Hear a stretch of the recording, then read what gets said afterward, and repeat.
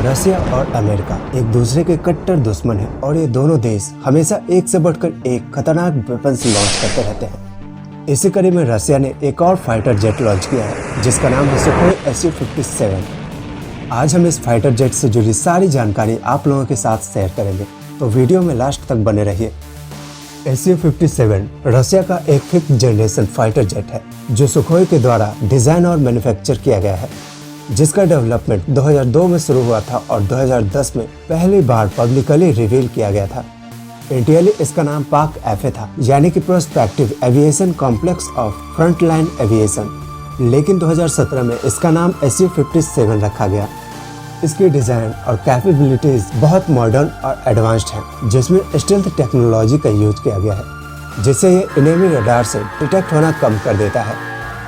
इसके turbofan engines AL-41F1 thrust vectoring capability के साथ इक्विपाइड है, जिससे एयरक्राफ्ट हाई स्पीड और हाई मैन्युवरेबिलिटी अचीव कर सकती है। AL-41F1 एक फाइटर एयरक्राफ्ट में इस्तेमाल होने वाला इंजन है जो कि टर्बोफैन इंजन कहलाया जाता है। ये engine Sukhoi Su-35S fighter jets के लिए NPO सैटर्न नामक रशियन कंपनी ने डेवलप किया है। AL-41F1 का थ्रस्ट लगभग 32,000 पाउंड तक होता है और इसमें थ्रस्ट वेक्टरिंग जैसे एडवांस्ड टेक्नोलॉजी का इस्तेमाल किया जाता है जो एयरक्राफ्ट की मैन्युवरेबिलिटी को बढ़ाता है। ये इंजन अपने हाई रिलायबिलिटी और लो मेंटेनेंस रिक्वायरमेंट्स के लिए जाना जाता है और दुनिया के सबसे एडवांस्ड फाइटर जेट इंजन्स में से एक माना जाता है। इसके वेपन सिस्टम और एवियोनिक्स भी बहुत एडवांस्ड है। एवियोनिक्स एक शब्द है जो हवाई जहाज में इस्तेमाल होने वाले इलेक्ट्रॉनिक सिस्टम को बताने के लिए उपयोग किया जाता है। यह सिस्टम पायलटों को मार्गदर्शन करने, एयर ट्रैफिक कंट्रोल से संवाद करने, हवाई जहाज के प्रदर्शन को निगरानी करने और उसके गतिविधियों को नियंत्रित करने में मदद करता है। एवियोनिक्स में विभिन्न इलेक्ट्रॉनिक घटक शामिल हो सकते हैं, जैसे प्रदर्शन, संवेदनशीलता, प्रोसेसर और संचार उपकरण इत्यादि, जो सभी साथ मिलकर सुरक्षित और दक्ष उड़ान का सुनिश्चय करने के लिए डिजाइन किए जाते हैं। टेक्नोलॉजी के साथ एवियोनिक्स सिस्टम लगातार और अधिक विकसित और सक्षम होते जा रहे हैं। Su-57 के यूनिक फीचर में next generation radar, digital fly by wire system और air to air and air to ground missiles के लिए यूज किया जाने वाला मिसाइल्स शामिल है। इसका डिजाइन और टेक्नोलॉजी रशियन एयरफोर्स के लिए एक एडवांस सुपरियॉरिटी फाइटर जेट के रूप में डेवलप किया गया था, जो कि अब रशिया के डिफेंस कैपेबिलिटीज को और भी स्ट्रांग बनाता है। Su-57 एक एयर सुपरियॉरिटी और ग्राउंड अटैक मिसाइल्स के लिए डेवलप किया गया फाइटर जेट है। इसमें multiple weapons including air to air missiles, air to ground missiles and bombs carry किए जा सकते हैं, जो इसकी फायर पावर को और भी स्ट्रांग बनाता है। इसके रडार और सेंसर सिस्टम्स बहुत एक्यूरेट हैं, जिससे एनिमी एयरक्राफ्ट और ग्राउंड टारगेट्स को डिटेक्ट करना बहुत इजी हो जाता है। इसमें कुछ यूनिक फीचर्स भी हैं, जैसे कि इसके 2 डायमेंशनल थ्रस्ट वेक्टरिंग नोजल्स, जिससे एयरक्राफ्ट की एजिलिटी और मैन्युवरेबिलिटी इंक्रीज होती है। इसके रडार ऑब्जर्वेंट मटेरियल्स और स्टेल्थ डिजाइन भी इसका एक खास फीचर है, जिससे ये एनिमी रडार और सेंसर से डिटेक्ट होने की पॉसिबिलिटी कम कर देता है। लेकिन इसका डेवलपमेंट काफी टाइम कंज्यूमिंग और एक्सपेंसिव है और रशिया ने इसके डेवलपमेंट में काफी इन्वेस्टमेंट किया है। अभी तक इसके लिमिटेड नंबर ही प्रोडक्शन में है। हालांकि इसके डेवलपमेंट में कुछ टेक्निकल इश्यूज भी आए हैं, जैसे कि इसके इंजन्स की रिलायबिलिटी और स्टेल्थ कैपेबिलिटीज, लेकिन रशियन इंजीनियर्स और डिजाइनर ने इसके इश्यू को रिजॉल्व करने के लिए इस पर काफी काम किया है। इन सभी फैक्टर के साथ ये एक पावरफुल फाइटर जेट है, जिसका यूज एयर डोमिनेंस और ग्राउंड अटैक मिसाइल्स के लिए किया जा सकता है और इसके यूनिक फीचर्स और कैपेबिलिटीज यूज को और भी इफेक्टिव बना देता है। इसका कंपटीशन F-35 और F-22 के साथ है, पर इन दोनों के मुकाबले Su-57 का डिजाइन और कैपेबिलिटीज काफी यूनिक है।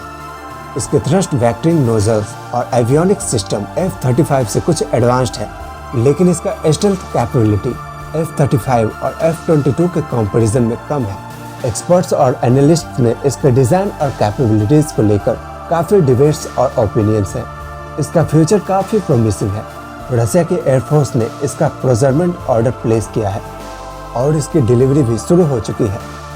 अगर इसके प्रोडक्शन और डेवलपमेंट में और एडवांसमेंट और इम्प्रूवमेंट किया जाए तो ये एक बहुत ही कैपेबल फाइटर जेट बन सकता है। रसिया काफ़ी अफोर्ड कर रहा है इसको एक्सपोर्ट करने के लिए और कुछ कंट्रीज भी इसके परचेज के लिए इंटरेस्टेड हैं। इसके एक्सपोर्ट से रसिया का डिफेंस इंडस्ट्री और इकोनॉमी दोनों को बेनिफिट हो सकता है, लेकिन इसका प्रोडक्शन कॉस्ट काफ़ी हाई है और इसके लिमिटेड नंबर्स प्रोडक्शन में होने के कारण इसका कॉस्ट और भी हाई हो जाता है।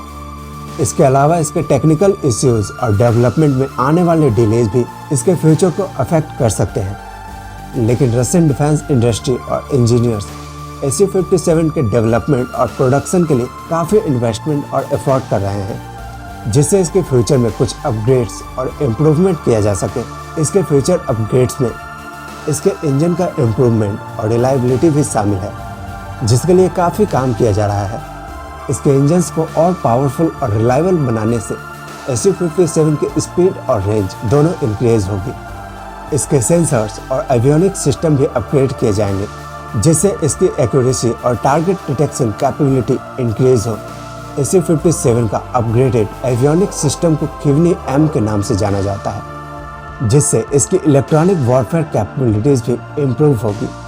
ओवरऑल Su-57 एक बहुत capable 5th generation fighter jet है, जिसका पोटेंशियल इंटरनेशनल मार्केट में भी हाई है। रशियन डिफेंस इंडस्ट्री के एफर्ट के साथ Su-57 के कैपेबिलिटीज और परफॉर्मेंस में काफ़ी इम्प्रूवमेंट्स किए जाने वाले हैं। अगर इसके टेक्निकल इश्यूज और डेवलपमेंट डिलेज को सॉल्व किया जाए और इसके प्रोडक्शन कॉस्ट को कम किया जाए तो ये एक बहुत ही कैपेबल फाइटर जेट हो सकता है, जिसका डिमांड इंटरनेशनल मार्केट में भी हाई होगी। इसके फ्यूचर वर्जन Su-57E, जिसे एक्सपोर्ट के लिए डिज़ाइन किया गया है, काफ़ी रोचक है। इसमें काफ़ी इम्प्रूवमेंट्स और मॉडिफिकेशन किए जाने वाले हैं, जिससे ये इंटरनेशनल मार्केट में कॉम्पिटिट कर सके। Su-57E में रसिया के साथ फॉरेन सप्लायर भी शामिल होंगे, जिससे इसके प्रोडक्शन कॉस्ट को रिड्यूस किया जा सकता है। इससे रसिया का डिफेंस इंडस्ट्री और इकोनॉमी दोनों को बेनिफिट हो सकता है। इसके अलावा Su-57 का फ्यूचर वर्जन में अनमैन्ड एरियल व्हीकल कैपेबिलिटी भी शामिल किया जाना है।